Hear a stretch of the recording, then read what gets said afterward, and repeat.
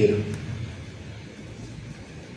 A gente vai ler só o primeiro verso do capítulo 17, então a gente vai pular para o capítulo 18 e ler alguns versículos lá. Eu vou guiando os irmãos e os irmãos vão me acompanhando, a gente vai se encontrando aí no texto.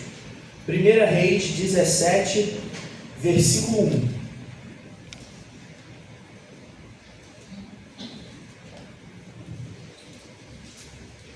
Primeira Reis 17, 1. Se você encontrou, fique de pé para que a gente faça essa leitura.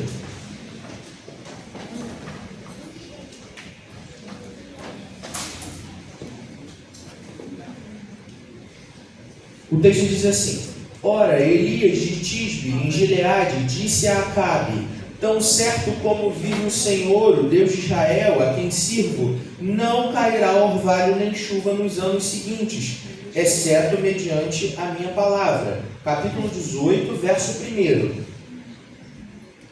Depois de um longo tempo, no terceiro ano, a palavra do Senhor veio a Elias: Vá apresentar-se a Acabe, pois enviarei chuva sobre a terra. Agora, lá no verso 16, e a gente lê do 16 até o fim do capítulo. Então Obadias foi encontrar-se com Acabe, passou-lhe a informação, e Acabe foi ao encontro de Elias. Quando viu Elias, disse-lhe: É você mesmo o perturbador de Israel? Não tenho perturbado Israel, Elias respondeu, mas sim você e a família do seu pai. Vocês abandonaram os mandamentos do Senhor e seguiram os Baalins. Agora convoque todo o povo de Israel para encontrar-se comigo no Monte Carmelo. Traga os 450 profetas de Baal e os 400 profetas de Aserá, que comem à mesa de Jezabel. Então Acabe convocou todos os israelitas e reuniu os profetas no Monte Carmelo. Elias apresentou-se a todo o povo e disse: Até quando vocês vão titubear para um lado e para outro? Se o Senhor é Deus, sigam-no. Se porém é Baal, sigam-no. O povo, contudo, nada respondeu. Elias então disse: Eu sou o único que restou dos profetas do Senhor, mas há 450 profetas de Baal. Tragam 2 novilhos, escolham os profetas de Baal um novilho, cortem-no em pedaços e ponham sobre a lenha, mas não acendam fogo. Eu prepararei o outro novilho e o colocarei sobre a lenha, mas não acenderei fogo nela. Então vocês invocarão o nome do seu Deus, e eu invocarei o nome do Senhor. Aquele que responder por meio do fogo é que é Deus. Então todo o povo disse: O que você disse é bom. Elias disse aos profetas de Baal: Escolham um dos novilhos e preparem-no primeiro, visto que vocês são muitos. Clamem pelo nome do seu Deus, mas não acendam fogo. Então pegaram o novilho que lhes foi dado, prepararam, clamaram pelo nome de Baal desde a manhã até o meio-dia. Ó Baal, responda-nos, gritavam. Dançavam em volta do altar que haviam feito, mas não houve nenhuma resposta, ninguém respondeu. Ao meio-dia, Elias começou a zombar deles. Gritem mais alto, dizia, já que ele é um Deus, quem sabe está meditando, ou ocupado, ou viajando, talvez esteja dormindo e precise ser despertado. Então passaram a gritar ainda mais alto e a ferir-se com espadas e lanças, de acordo com o costume deles, até sangrarem. Passou o meio-dia, e eles continuaram profetizando em transe até a apresentação da oferta da tarde. Contudo, não houve resposta, ninguém respondeu nem deu atenção. Então Elias disse ao povo: Aproximem-se de mim. O povo aproximou-se e Elias reparou o altar do Senhor que estava em ruínas. Depois apanhou 12 pedras, uma para cada tribo dos descendentes de Jacó, a quem a palavra do Senhor tinha sido dirigida, dizendo-lhes: O seu nome será Israel. Com as pedras construiu um altar dedicado ao nome do Senhor e cavou ao redor do altar uma valeta na qual poderiam ser semeadas 2 ceais de sementes. Arrumou a lenha, cortou o novilho em pedaços e pôs sobre a lenha. Então disse: Encham de água 4 jarras e derramem-na sobre o holocausto sobre a lenha. Façam o mesmo novamente, disse. Eles fizeram de novo. Façam o mesmo pela terceira vez, ordenou de novo. Eles o fizeram pela terceira vez. A água escorreu em volta do altar e encheu até a valeta. No momento da apresentação da oferta, o profeta Elias pôs-se à frente do altar e orou: Ó Senhor, Deus de Abraão, de Isaque e de Israel, que hoje fique conhecido que Tu é Deus em Israel, que sou o Teu servo e que fiz todas essas coisas por Tua ordem. Responda-me, ó Senhor, responda-me para que esse povo saiba que Tu, ó Senhor, és Deus e que fazes o coração deles voltar para Ti. Então o fogo do Senhor caiu e queimou completamente o holocausto, a lenha, as pedras e o chão, e também secou completamente a água na valeta.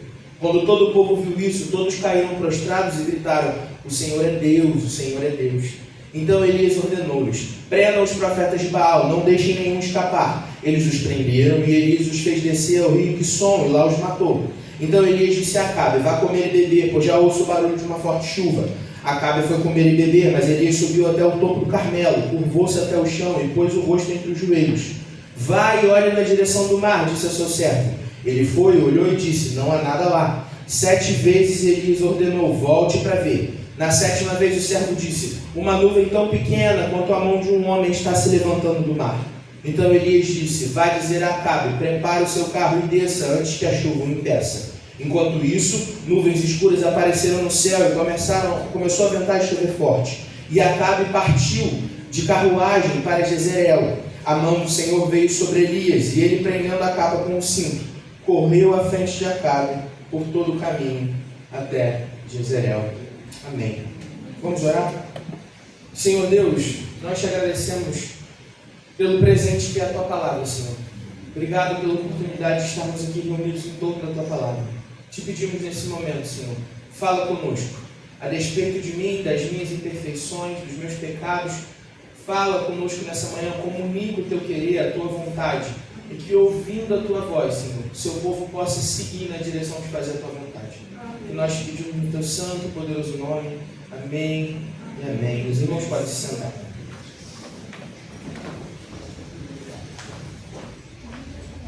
Sempre que eu vou começar um sermão, eu gosto de fazer uma introdução. E um tipo de introdução que eu faço com bastante frequência é citar músicas, poesia e tal. Então hoje eu vou citar o bardo, o poeta. E eu não estou falando de Shakespeare. Eu estou falando, na verdade, de 3 poetas. E um deles está presente entre nós. Cito hoje o Fruto Sagrado. Vamos lá. Mais uma vez o mundo mudou de século. Para variar, quase nada mudou. Porque o quase não muda nada. Porque quase não é nada, meu amor. O quase ainda não aconteceu, não funciona, não faz diferença. Está quase lá, está quase, falta pouco. Termina logo ou vão passar o rodo. Quase pode ser a derrota, a impotência, a estrada torta. Pode não acontecer nada, como nadar e morrer na praia. Quase chega sempre atrasado, ele não vence, não é exato, é patético, é lamentável, é a desculpa dos fracassados. Quase não é, ainda não existe, é incompleto, é inacabado, não terminou, por isso é quase. Faça a sua escolha antes que o tempo acabe. Não existe quase homem, quase mulher, quase santo, quase livre, quase sal. Não existe quase virgem, quase fiel. Você é quase humano ou é um animal? Não existe quase sorte, não existe quase gol. Não existe quase morte, não existe quase rock and roll. Quase não satisfaz ninguém. Quase não satisfaz ninguém. Só o medíocre gosta do quase, porque o medíocre é quase alguém. Assim canta o bardo. A gente escuta, e depois vocês podem escutar essa música lá, Rock do Bom, e dá aquela coisa assim, né? Porque é duro, mas é verdade. Quase é incompletude. É aquilo que podia ter sido, mas não foi. O quase é não existência. Por exemplo, o Atlético Mineiro quase ganhou a Libertadores, mas não ganhou. Deu Botafogo. Foi quase. Eu quase me formei em marketing no ensino médio. Eu fazia ensino médio técnico, quase me formei. Mas no fim me formei em outro lugar. Então eu não tenho diploma, foi quase. O Barreto é quase São Gonçalo, mas é Niterói ainda. Mas é quase. Eu tenho quase 2 metros de altura. Faltaram 3 centímetros, mas não rolou. Estou quase lá. Tento compensar com um tênis alto e tal, mas como se precisasse também, né? O quase é sempre o que não é. A gente precisa trabalhar essa ideia na nossa cabeça. Quase é aquilo que não é. E por que eu quis começar hoje falando do quase? Porque a gente está numa sequência, estudando o que está acontecendo com Israel, como essa sociedade está evoluindo, o que está acontecendo com o povo de Deus. E a gente percebe que Israel virou uma nação de quase. É quase lá.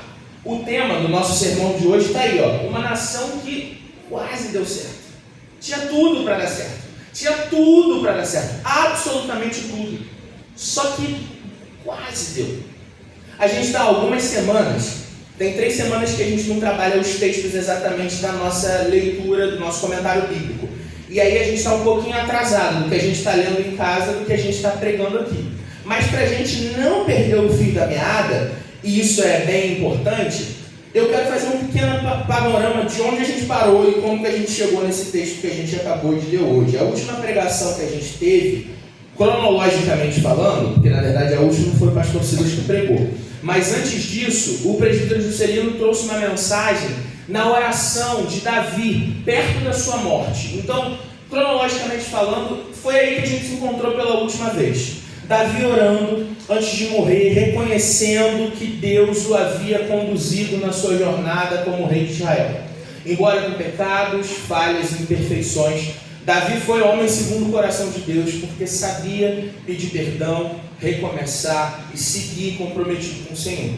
E aí a gente tem uma transição de reinado de Davi para Salomão. Salomão é aquele que assume o trono do pai.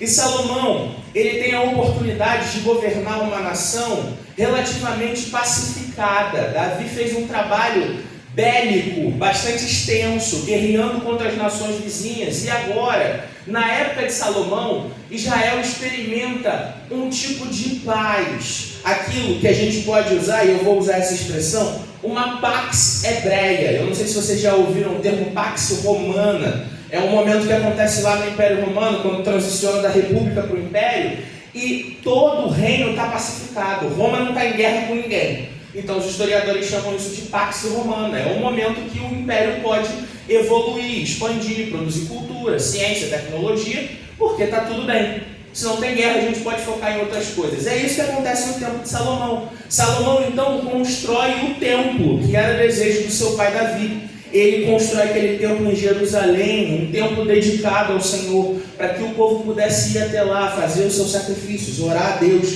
E há no tempo de Salomão esse sentimento de que deu tudo certo. Deu tudo certo. Enfim, Israel é aquilo que devia ser. Tem muita riqueza, muita prosperidade, gente vindo de fora para se consultar com o rei, que é um grande sábio, um homem sábio mesmo, porque pediu sabedoria a Deus. Um homem que é comprometido com o Senhor, e está tudo bem. Mas aí, Salomão começa a sutilmente pisar na bola. Devagarzinho, ele vai cometendo aqueles erros que Deus já tinha previsto lá no passado. Ele ajunta para si muitas riquezas, muito mais do que devia. Ele junta para si muito mais mulheres do que devia. Ele começa a se casar com mulheres estrangeiras, que têm os seus próprios deuses. O que acontece é que no fim da vida de Salomão, ele não é mais um homem dedicado ao Deus, mas é alguém que sucumbiu à idolatria. Os postes ídolos são construídos por Israel de novo, e a gente tem mais uma vez o ciclo reiniciando.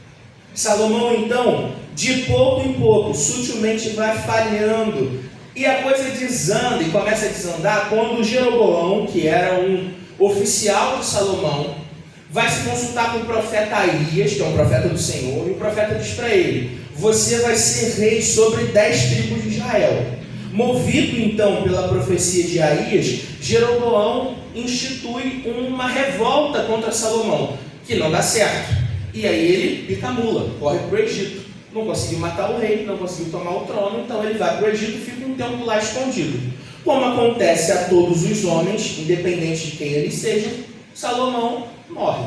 E depois da morte de Salomão, Roboão seria o seu descendente direto. A expectativa de que a dinastia de Davi seguisse governando sobre todo Israel. O que acontece é que Roboão, ele não herdou a sabedoria do pai. Pelo contrário, o texto bíblico mostra para a gente que ele é um grande uma porta. Por que acontece? O povo está revoltado com um tipo de taxa e todo o trabalho forçado que tinha na época de Salomão, os impostos que eram altos. Então eles pedem para que Roboão diminua esses impostos. É a hora do novo governante ganhar o coração da nação. E aí ele escuta os conselheiros do seu pai e eles dizem: faz todo sentido, se o povo está pedindo para você diminuir, diminui as taxas, isso vai fazer com que a sua popularidade aumente, vai crescer, você vai instituir o seu reinado e tudo vai seguir bem. Mas aí Roboão resolve trocar uma ideia com os amigos dele, né? A galera que cresceu com ele. Imagina que eles foram sentar lá em algum lugar, tomar uma bebida, conversar, e ele falou assim: gente, o pessoal está querendo que eu diminua as taxas, e aí, o que vocês acham? E aí algum amigo muito inteligente falou assim, irmão, tá maluco, pô. Seu pai era rigoroso, você vai ser mais. Se tinha muito imposto, aumenta. Se o trabalho forçado era muito, é mais trabalho agora. Eles que lutem. E aí Roboão fala assim, é isso aí mesmo, vocês são gênios. E ele chega lá, segue o conselho dos amigos e imagina a surpresa, dá tudo errado. O povo então se junta a Jeroboão, que muito espertamente volta do Egito, que agora é a hora, né? Tem um pateta no trono. O povo está revoltado. Então Jeroboão volta. O homem brota em Israel e leva 10 tribos com ele. E a gente tem aqui um momento que é um divisor de águas na história do povo de Deus. A nação racha, não exatamente ao meio, porque 10 tribos ficam ao norte, governadas por Jeroboão, e 2 tribos, Judá e Benjamim, ficam ao sul, governadas por Roboão. O que acontece é essa divisão, e daqui para frente, por alguns anos, a gente vai ver Israel dividido em 2 reinos. O reino do norte vai manter o nome de Israel, e o reino do sul vai passar a se chamar Judá. Essa nova divisão cria uma série de novas questões entre o povo de Deus. Porque a dinastia de Davi continua reinando no sul, e entre trancos e barrancos a gente vai vendo que aquela gente é gente que ainda se esforça um pouquinho para servir a Deus. Dá quase certo, porque tem uma galera lá mau caráter também. Mas o norte ele é terrível. Rei após rei, governante após governante, regicídio atrás de regicídio, porque é assim que vai havendo sucessão no norte. Não é um pai que deixa o trono para o filho, mas é algum oficial que mata o rei e agora instaura uma nova dinastia, bem numa pegada Inglaterra da Idade Média, e aí vai mudando rei atrás de rei, até que a gente chega nessa figura que a gente leu aqui no texto que a gente está, Acabe, que é o atual rei de Israel. Então, beleza, a gente fez essa caminhada aí bem en passant, é lógico que tem vários outros detalhes, mas é só para que a gente chegue no mesmo lugar. Agora a gente está com os nossos pés firmados no Carmelo, nessa história, nesse monte, nessa história que a gente acabou de ler, de Elias com os profetas e Acabe. E 3 figuras são importantes para a gente entender o que está acontecendo aqui. A primeira delas é o próprio Acabe, esse rei que é, muito provavelmente, o pior rei do reino do norte. O rei que mais se apartou do Senhor, o rei que mais se dedicou aos ídolos, o rei que mais contrariou as ordens de Deus. E por quê? Porque ele casa com uma outra figura muito importante, Jezabel, a maior canalha que tem na Escritura. O que Jezabel faz? Jezabel leva o rei junto com ela para um total desvio da vontade de Deus. Então, ela que era fenícia, começa a instaurar culto a Baal no meio do povo de Deus. E agora a gente tem, nesse ponto da história, um único homem, um profeta do Senhor, contra 450 profetas de Baal. Essa é a realidade espiritual de Israel nesse ponto da história. Não é mais o povo de Deus, mas um conglomerado de gente fazendo aquilo que bem entende, se submetendo a divindades pagãs, se humilhando diante de deuses que não ouvem, não enxergam, não pensam e nada fazem. Mas Deus continua mantendo aqueles que são fiéis a Ele. É por isso que a gente tem essa terceira figura, Elias, profeta que é levantado como o principal opositor de Acabe e Jezabel. É aquele que é escolhido por Deus para antagonizar com esses 2 que estão desviando o povo de Deus. E Elias faz esse trabalho com dedicação, com zelo, ainda que com medo. Se a gente continuar na história, a gente vai percebendo isso. Mas ele é um homem dedicado. E Elias, ele é um desses profetas que daqui para frente a gente vai ver aos montes na Escritura. É difícil a gente dizer quando que o ministério profético, nos termos dessa segunda metade do Antigo Testamento, começou. Eu não vou tentar fazer isso porque é muito complexo, tem muitos fatores aí. Mas daqui para frente a história vai estar pulverizada desses profetas. Em vários lugares a gente vai perceber que Deus escolheu pessoas para falar por meio delas e transmitir os seus desígnios e vontades para o seu povo. E Elias é uma dessas pessoas. Então, beleza. A gente chegou, enfim, nesse ponto da história que a gente está. E aí a gente vê Elias subindo ao Carmelo para desafiar esses 450 profetas de Baal. 3 anos antes, Deus havia profetizado por meio de Elias que não haveria chuva em Israel. E o povo passava por um tempo de estio gigantesco. Imagina 3 anos sem chuva, sem orvalho. As plantações certamente não cresciam. A gente tinha com certeza um problema de fome na nação, o desespero da seca, o calor que a gente experimenta aqui no Rio de Janeiro. Imagina isso, 3 anos seguidos sem chuva. E a gente tem ali uma desesperança desse povo. Mas Deus faz isso tudo para que no tempo oportuno, no final desse período, então o poder de Deus fosse manifestado e esse povo pudesse perceber quem é Deus de verdade.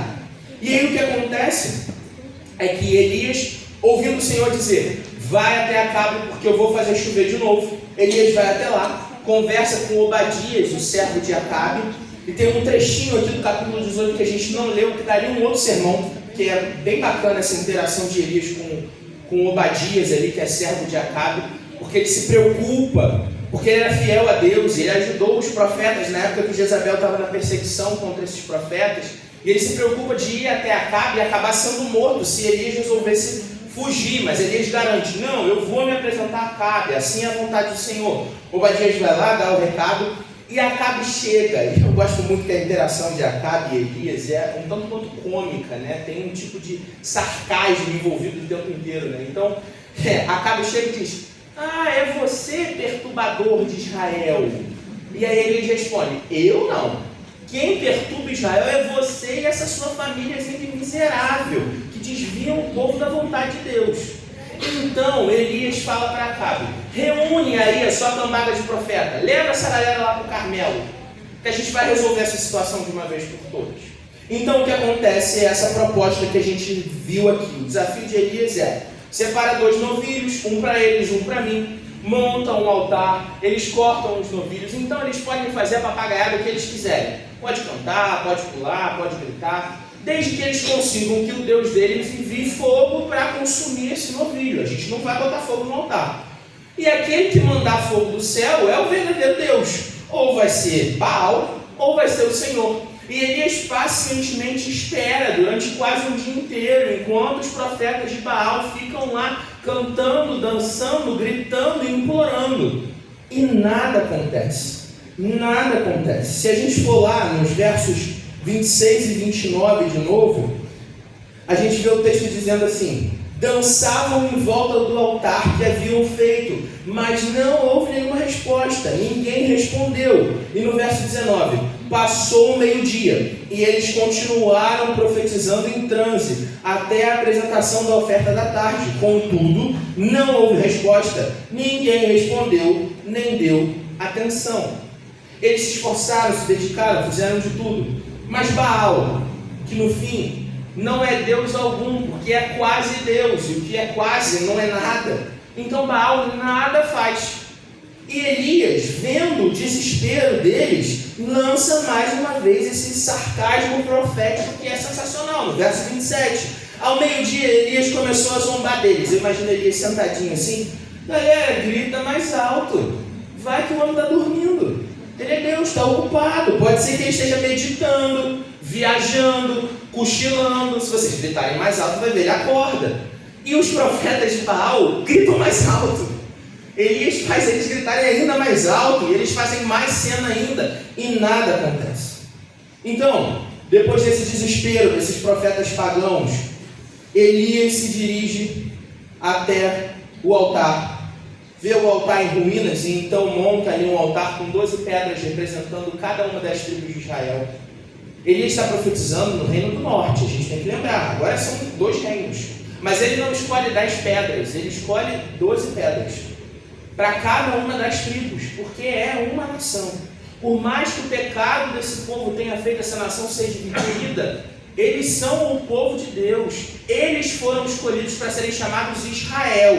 O texto está ressaltando isso, embora agora a realidade é que essa nação está rachada, é irmão contra irmão, é gente separada por conta de ganância, por conta de desejos pecaminosos. Elias monta esse altar, então ele coloca o novilho cortado ali em cima e joga água. 1, 2, 3 vezes, até que todo o altar esteja encharcado. A água enche a valeta em volta, e então Elias faz uma oração que eu quero reler com os irmãos, e está lá no verso 36 e 37. No momento da apresentação da oferta, o profeta Elias pôs-se à frente do altar e orou: Ó Senhor, Deus de Abraão, de Isaque e de Israel, que hoje fique conhecido que Tu és Deus em Israel, que sou Teu servo, que fiz todas essas coisas por ordem Tua. Responda-me, ó Senhor, responda para que este povo saiba que Tu, ó Senhor, és Deus e que fazes o coração deles voltar-se para Ti. O que acontece? Então o fogo do Senhor caiu e queimou completamente o holocausto, a lenha, as pedras, o chão, e também secou totalmente a água nas valetas. Elias não faz papagaiada, ele não grita, ele não dança, ele simplesmente chega na frente do altar e ora. Uma oração simples, sem grande requinte, sem nenhuma palavra difícil. Ele simplesmente pede: Senhor, mostra o Teu poder, faça com que esse povo reconheça que só Tu é o Senhor. E então Deus derrama fogo do céu. Fogo tão potente, tão poderoso, que não só consome o novilho, mas tudo que há em volta. A manifestação do poder de Deus é tão profunda que o povo, vendo aquilo, responde: o Senhor é Deus, o Senhor é Deus.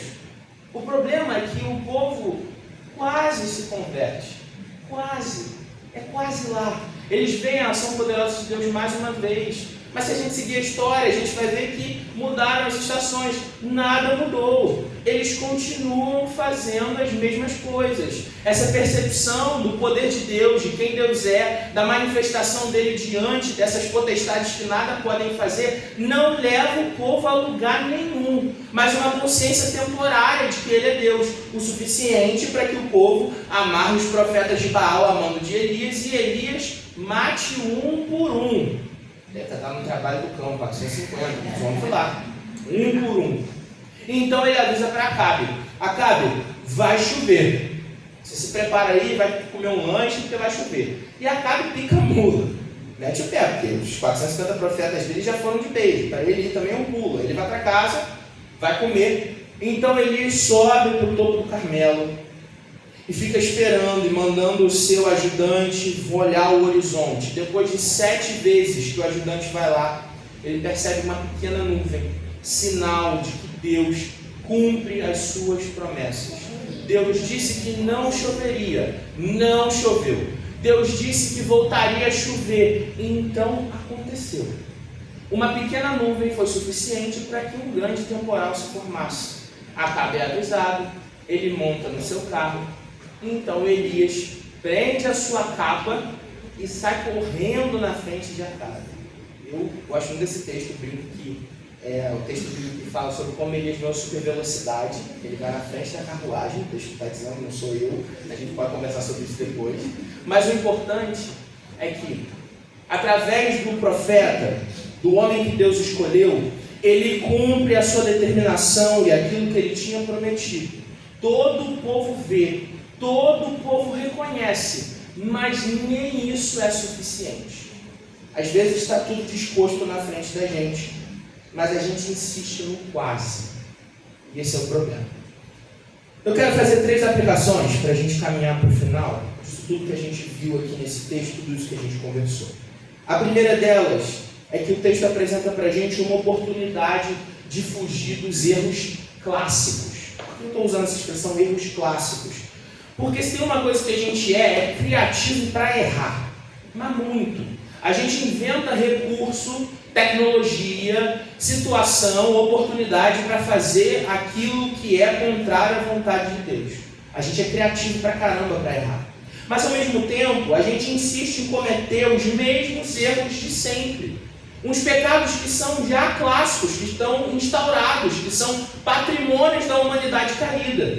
E o que a gente faz é insistir nessas coisas. E por que eu estou dizendo isso? Porque Acabe, ele não é fora da curva no erro primário dele. Quando ele casa com Jezabel, ele podia ter olhado para o passado e percebido: meu irmão, deu errado já. Já fizeram essa parada antes e não deu certo. Salomão caiu porque cometeu esse mesmo erro. Foi atrás de mulheres estrangeiras que de pouco em pouco levaram a se curvar os seus deuses falsos. Acabe então, num estratagema político, casa-se com essa fenícia e começa a trazer essas divindades para dentro da terra do povo de Deus. E o que acontece dá errado, porque já tinha ficado claro que ia dar errado, não é novidade, não está pegando ninguém de surpresa. E se Acabe não percebeu, é porque não refletiu sobre a chance de não cometer os mesmos erros de sempre. O que isso tem a ver comigo e com você? Meu irmão e minha irmã, quando a gente escolhe a mesma estrada, a gente vai chegar no mesmo destino. No mesmo destino. Não vai ter nenhuma diferença. Pode acreditar. Se você segue todo dia o mesmo trajeto, ele te leva sempre ao mesmo lugar. Que expectativa a gente tem de pisar o pé na mesma estrada de sempre e seguindo em frente com a mesma dedicação de sempre? Não olhando para os lados como sempre e chegar num destino diferente. Isso é impossível, não vai acontecer. A gente faz isso quando a gente, na nossa casa, sabe que certas atitudes e condutas vão levar a conflito. Então o que a gente faz? Faz elas de novo. Porque vai que dessa vez é diferente. Vai que o outro tomou tino e agora ele percebe que é um disparate reclamar disso. Mas não é essa a questão. A questão é que a gente decidiu seguir a mesma estrada de sempre. Então, o resultado vai ser o mesmo. Se a gente é explosivo no trânsito e a gente sai de casa estressado, atrasado, na correria, o que vai acontecer, meu irmão? Estou uma chance de acertar. Algum amigão vai te fechar e você vai explodir. Mas que novidade! Bom, foi você que cavou essa estrada. Você seguiu o mesmo caminho de novo. E isso não é só sobre o que os irmãos fazem, obviamente. É sobre o que eu faço. É sobre as decisões erradas que a gente toma recorrentemente, imaginando que talvez dessa vez as coisas sejam diferentes. Não serão. A oportunidade que a gente tem é para mudar de estrada. Mudar de estrada. Se o caminho leva a gente à perdição, se o caminho leva a gente ao pecado e ao erro, não é esse o caminho que a gente precisa percorrer. O Evangelho chama a gente para a oportunidade de caminhar em nova estrada, seguindo o nosso Senhor, que nos leva na direção certa, pelos caminhos certos. A gente tem uma oportunidade, então, de evitar esses erros que já estão cristalizados. A segunda aplicação que eu queria fazer é, diante de toda oposição, Deus segue manifestando o seu poder. Quando a gente vê o desafio de Elias para os profetas Baal, a gente pode pensar assim: Elias foi lá para assumir um risco. Ele apostou contra os profetas de Baal. Não. Isso não é uma aposta. Deus não está em queda de braço com Baal. Não estava rolando no plano de fundo, no backstage, uma briga celestial. Imagina lá, enquanto os profetas estão ali dançando e Elias está zombando, então Deus está lutando com Baal na trocação para ver quem ganha. E aí quem ganhou mandou fogo, porque eles tiveram que lutar bastante. Não aconteceu nada disso. Não aconteceu nada disso. Elias não aposta, ele vai certo, porque ele sabe quem é o Deus verdadeiro. Todas as divindades pagãs, todas as potestades, todos os ídolos do nosso coração, todos eles estão ridicularizados diante da grandeza de quem Deus é. Quando a gente abre lá em Colossenses 2, 13 e 15, se você quiser abrir comigo, você pode abrir. Colossenses 2, 13 a 15, a gente tem o apóstolo Paulo dizendo assim: quando vocês estavam mortos por causa das transgressões e da incircuncisão da carne de vocês, Deus lhes deu vida com Cristo. Ele nos perdoou de todas as transgressões e cancelou a escrita de dívida que consistia em ordenanças e que era contra nós. Ele a removeu pregando-a na cruz. E depois de ter despojado os poderes e as autoridades, humilhou-os publicamente quando triunfou sobre eles na cruz. A cruz de Cristo é, em última instância, o lugar de humilhação, de todo pretenso falso Deus, de toda divindade que é quase Deus, por muito pouco, não por muito pouco. A cruz ridiculariza todos eles, porque na cruz Cristo venceu no meu e no seu lugar. Citando de novo o Bardo, a morte morreu de medo ao ver Jesus nascer, viver, morrer e ressurgir. O que a gente tem é uma mudança de paradigma, a gente tem uma transformação de todo mundo. E agora a gente não precisa temer diante dos desafios da vida. Quando a gente sofre oposição, quando questionam a nossa fé, quando duvidam do nosso Deus, quando a gente passa por momentos difíceis e é o nosso próprio coração que pensa, será que Deus é realmente poderoso? A Escritura está nos lembrando que diante de toda oposição, Deus manifesta o seu poder, porque Ele continua sendo Deus, o único Deus verdadeiro, Senhor sobre todas as coisas, e não há ninguém, nenhum outro que a Ele se possa comparar. A gente não está numa situação de incerteza, a gente não serve a um Deus que pode ser que seja poderoso, a gente serve ao único Deus, aquele que tem poder sobre todas as coisas, que cuida da minha e da sua vida. A última aplicação, que eu considero que é o grande coração aqui disso que eu estou falando com os irmãos essa manhã, porque o Senhor falou comigo primeiro, o texto nos lembra que a gente não tem espaço para o quase. O quase não deve ter espaço na nossa vida, ele não é aceitável. Vamos lá no verso 21. Elias apresentou-se a todo o povo e disse: até quando vocês vão titubear para um lado e para outro? Se o Senhor é Deus, sigam-no. Se porém é Baal, sigam-no. O povo, contudo, nada respondeu. Eu não sei se vocês já passaram pela experiência de estar atravessando a rua, numa rua sem sinal, e aí você olha e você vê que tem um carro vindo ao longe, o suficiente para você atravessar. Então você vai. Aí no meio do caminho, você cai no erro de olhar de novo para o carro. E ele se aproximou legal. Ainda dá para atravessar. Só que você entra em desespero.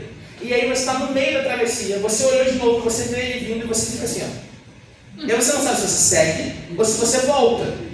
Porque pode ser que não dê tempo, mas nenhum nem outro. E aí o carro continua vindo. E a gente começa a titubear. E é nessa que o carro passa por cima, galera. Se for atravessar, toma a decisão de atravessar e vai. Na Luz era mestre em atravessar a rua correndo, gritando: eu vou morrer, eu vou morrer, eu vou morrer. Eu achava sensacional. A gente saía lá do Barreto, a rua gigante da igreja de Barreto, e a Ana Luísa ia atravessar e começa a fechar o olho, que é a maior loucura do mundo, fechar o olho e atravessar correndo. Eu vou morrer, eu vou morrer, eu vou morrer. Sobreviveu, tá aí. Às vezes a gente titubia na hora que a gente não devia titubear. Na hora que a gente tinha que tomar uma decisão, nossa perna fica bamba, a gente pensa em voltar atrás, já não sabe se é para ir ou se é para voltar, se a gente fica ou se a gente sai, e esse desespero começa a bater. E o problema é que o povo de Israel, ele insistia em ser gente que na hora que tem que decidir, fica titubeando entre um lado e outro. Elias pergunta: até quando vocês vão ficar nessa inconstância? Até quando? Se o que vocês precisam é certeza, então hoje a gente vai ter certeza. E aí, se Baal é Deus, sigam-no. Sigam-no. Eles não estão dizendo assim: sigam o Senhor de qualquer maneira. Bom, se vocês chegarem à conclusão de que Baal é Deus, vai lá, um abraço. Sigam-no. Mas se o Senhor é Deus, se isso ficou claro para vocês, se vocês sabem que o Senhor é Deus, então não existe outra possibilidade que não seja segui-lo. E o que acontece no fim do texto? Quando o fogo cai, o povo diz: o Senhor é Deus, mas não o seguem. Não. O povo vê, reconhece, percebe e o que faz? Vai para casa, viver a vida como se isso não importasse. A gente até sabe quem é o Senhor, a gente até sabe quem é Deus, mas fé. Vamos seguir vivendo a vida aí e tudo mais. E é isso aí, um abraço. A nossa fé e a nossa santidade, elas não podem ser circunstanciais. Não é a realidade local, não é o tempo da nossa casa, não é o que está acontecendo no nosso coração, não é se o Botafogo ganhou ou perdeu, não é o que está acontecendo, não é o que está em torno, mas é a constância no Deus que, se é Deus, então nos chama a segui-lo e nós precisamos segui-lo. A minha pergunta nessa manhã para os irmãos é: meus irmãos, o Senhor é Deus? Vamos lá, rolou uma dúvida aí. Galera, alguém está com Baal só para... Não, né? Beleza. O Senhor é Deus? É. Beleza.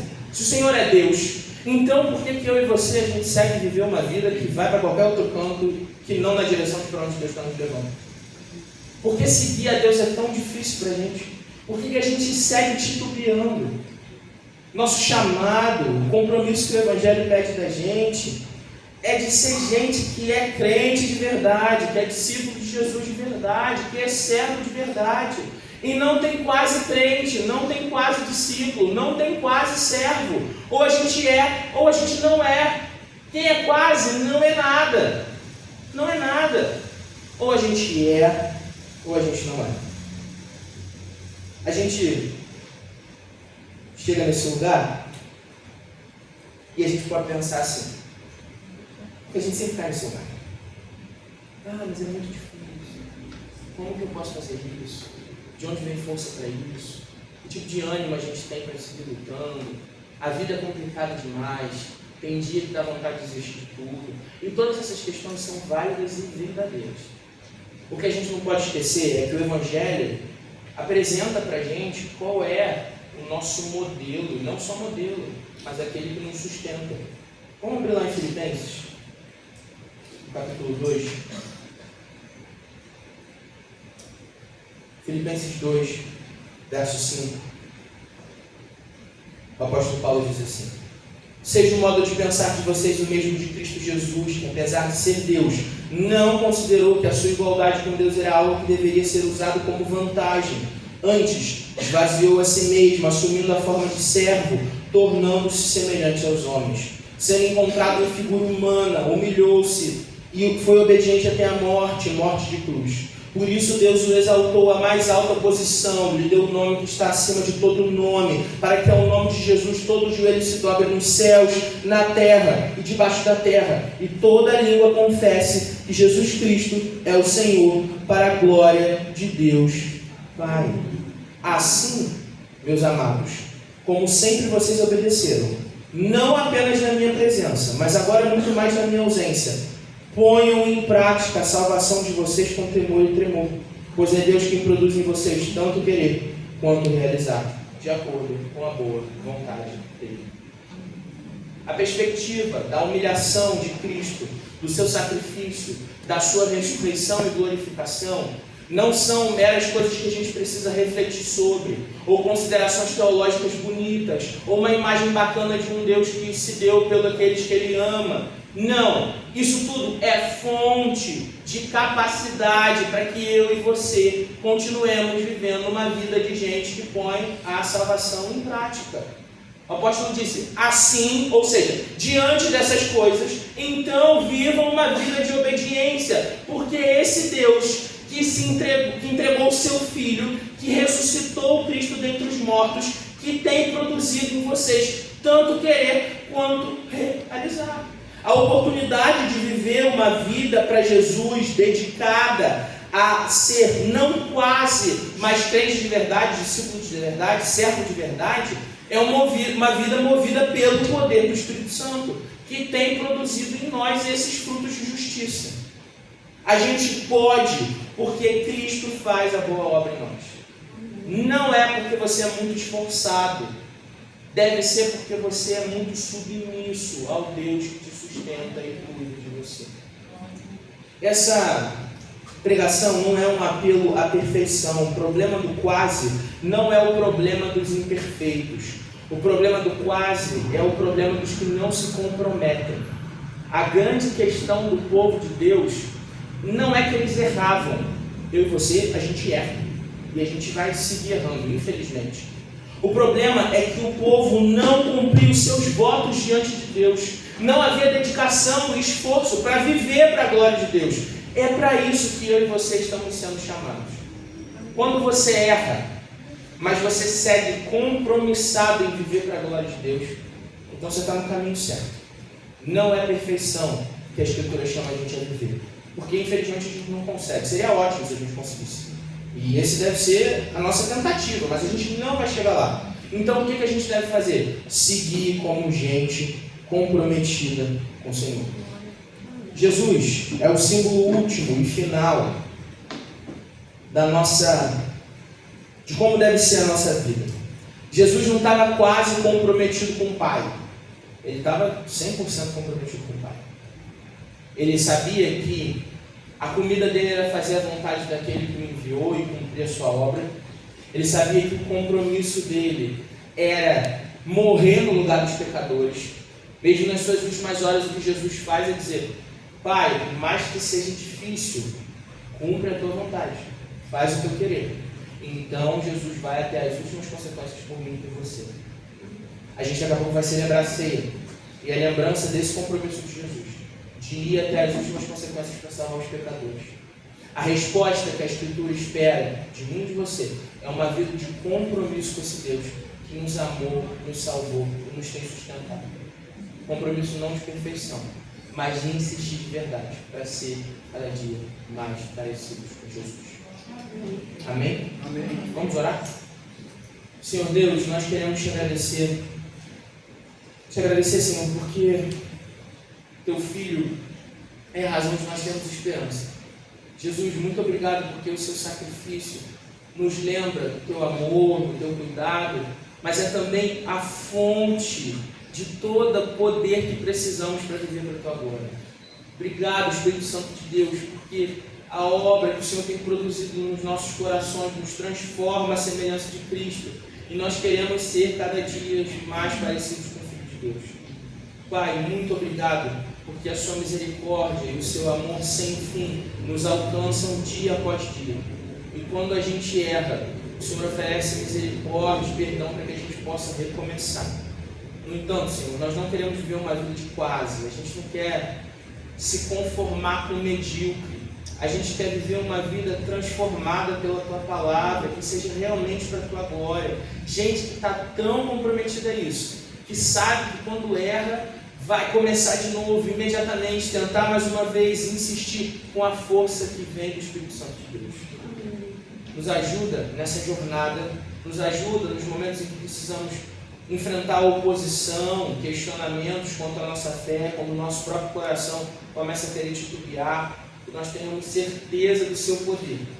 Nos faz evitar, Jesus, cometer os pecados clássicos, aqueles que a gente já sabe que vão levar a gente, o caminho que a gente já sabe que vai levar a gente para o erro, mas que nós possamos escolher a estrada do recomeço, caminhando do teu lado, indo na tua direção, vivendo da tua glória. Que nós pedimos no teu santo e poderoso nome, Jesus. Amém.